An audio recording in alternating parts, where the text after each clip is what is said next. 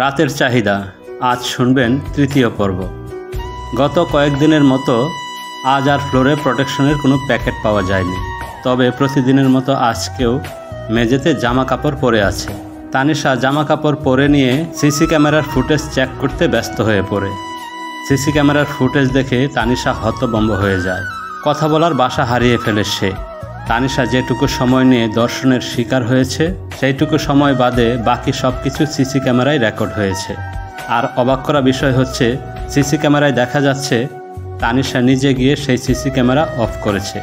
তানিশা ভাবছে ফুটেজে দেখা যাচ্ছে আমি নিজেই সিসি ক্যামেরা অফ করে কিছু সময় পর আবার অন করলাম, কিন্তু এমনটা আমি কখন করলাম? আর একটা বিষয় লক্ষণীয় যে গভীর রাতে তানিশা নিজেই কেউ একজনকে ফোন করে, সেটা সে তার ডায়াল কল লিস্ট দেখে বুঝতে পেরেছে। সে ঠিক নির্দিষ্ট সময়ে ফোন করে ওই নাম্বারে, কিন্তু ওই নাম্বারে পরে কন্ট্যাক্ট করতে চাইলে করতে পারে না। ভাই ভাবির সাথে খাবার টেবিলে বসে নাস্তা করছে তানিশা। তোর পরীক্ষা কবে থেকে শুরু হচ্ছে জানতে চাইল তানিশার ভাই। এই তো ভাইয়া, আর কিছুদিন পর থেকেই। প্রিপারেশন কেমন? ভালো ভাইয়া। ভাবি বলল, না, ওর প্রিপারেশন ভালো না। কয়েকদিন ধরে একটা অক্ষরও পড়ে না, সারাক্ষণ গুমরামুখী হয়ে থাকে। কেন তানিশা, কি হয়েছে তোর? ভাইয়া, শরীরটা কদিন যাবৎ ভালো যাচ্ছে না। কেন, কি হয়েছে আবার? জানি না। জানি না মানে? কিছু হয়নি ভাইয়া, চল তোকে ডাক্তার দেখাতে নিয়ে যাব। আজকে না ভাইয়া। ভাইয়া, আমার প্যাড শেষ হয়ে গেছে। ঠিক আছে, ফেরার পথে নিয়ে আসব। আমাদের সমাজে প্যাড, পিরিয়ড এইসব বিষয় নিয়ে মানুষের ব্যাপক সমালোচনা। আবার অনেকেই বিষয়টা খারাপ চোখে দেখে। হয়তো আপনারাও খারাপভাবে নিয়েছেন যে তানিশা কেন তার ভাইকে প্যাড আনতে বলেছে, বিষয়টা কেমন হলো। কিন্তু বিষয়টা তেমন খারাপ বা নোংরা কিছু না। ভাইদের কাছে মেয়েরা অন্য সব আবদার যেমন পূরণ করে, আমি মনে করি সেভাবেই এই আবদারটাও পূরণ করে নেওয়া উচিত। কারণ মেয়েরা অনেক সময় দোকান থেকে প্যাড কিনতে সংকোচ বোধ করে, আবার লোকলজ্জার ভয়েও কিনতে গিয়ে ফেরত আসে।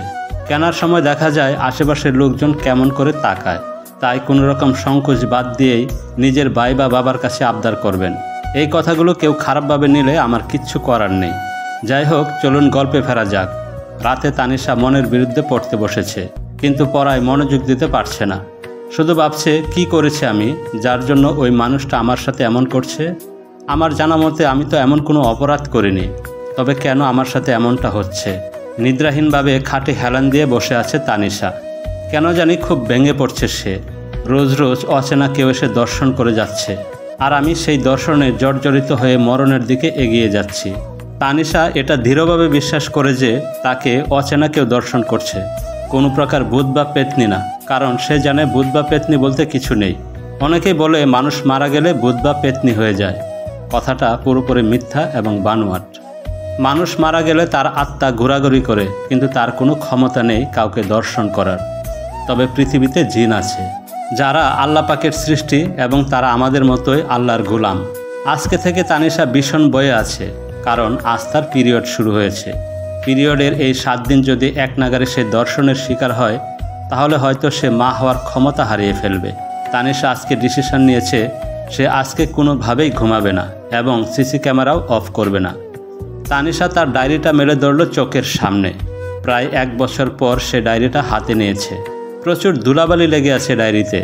ডায়েরির প্রথম পেজে তানিশার নামের সাথে অন্য একজনের নাম লেখা, যা দেখে হতবাক হয়ে যায় সে। বড় বড় অক্ষরে লেখা, তানিশা লাভ অনিক। তানিশা ভাবে, আমার ডায়েরিতে অনিকের নাম লেখা, কিন্তু এই অনিকটা আবার কে? অনিককে নিয়ে ভাবতে ভাবতে তানিশা ঘুমের রাজ্যে পাড়ি জমায়। আসলে তানিশা খুব ঘুম পাগলি মেয়ে। ঠিকমতো ঘুম না হলে সে পাগল হয়ে যায়। খুব সকালে ঘুম ভেঙে যায় তানিশার। আর আজকে সে দর্শনের শিকার হয়নি সেটা সে বুঝতে পারছে, কারণ ও আজকে স্বাভাবিক অবস্থায় রয়েছে। কোনো প্রকার দখল যায়নি ওর শরীরের উপর দিয়ে, এবং শরীরের কোনো কাপড়ও খোলা নেই। আজকে সেলোয়ার কামিজ পরেছিল তানিশা। সে লক্ষ্য করলো শুধু কামিজটা মেঝেতে পড়ে আছে, কিন্তু সেলোয়ার তার পরনে আছে। তানিশা কামিজ গায়ে জড়িয়ে নিয়ে ভাবতে লাগলো, ওই দর্শনকারী জানলো কি করে আজ তার পিরিয়ড হয়েছে।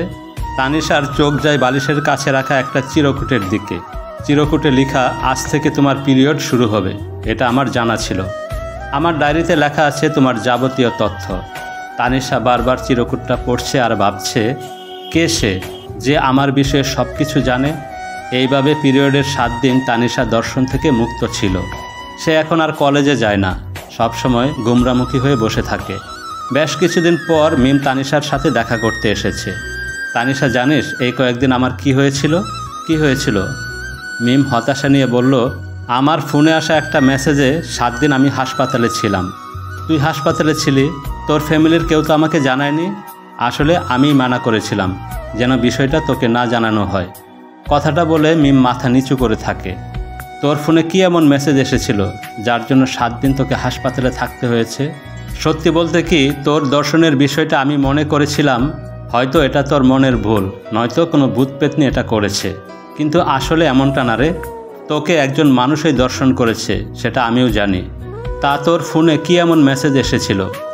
মেসেজটা ছিল এমন, তুই কেন সেদিন তানিশার সাথে ছিলি, আর কেন তুই তানিশার দর্শনের বিষয়টা বিশ্বাস করিস না? তানিশা আমার বউ, আমাদের মিলন নিয়ে হাসাহাসি করেছিলি কেন? তোর জন্য আমি একটা গিফট পাঠিয়েছি পার্সেল করে, দেখে নিস। এতক্ষণে হয়তো তোর রুমের সামনে গিফটটা রেখে এসেছে। তারপর গিফট দেখে আমি জ্ঞান হারিয়ে ফেলি। কি গিফট ছিল?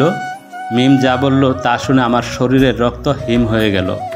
প্রিয় বন্ধুরা, পরবর্তী পর্ব পেতে চাইলে চ্যানেলটি সাবস্ক্রাইব করে আমাদের সাথেই থাকুন। ধন্যবাদ।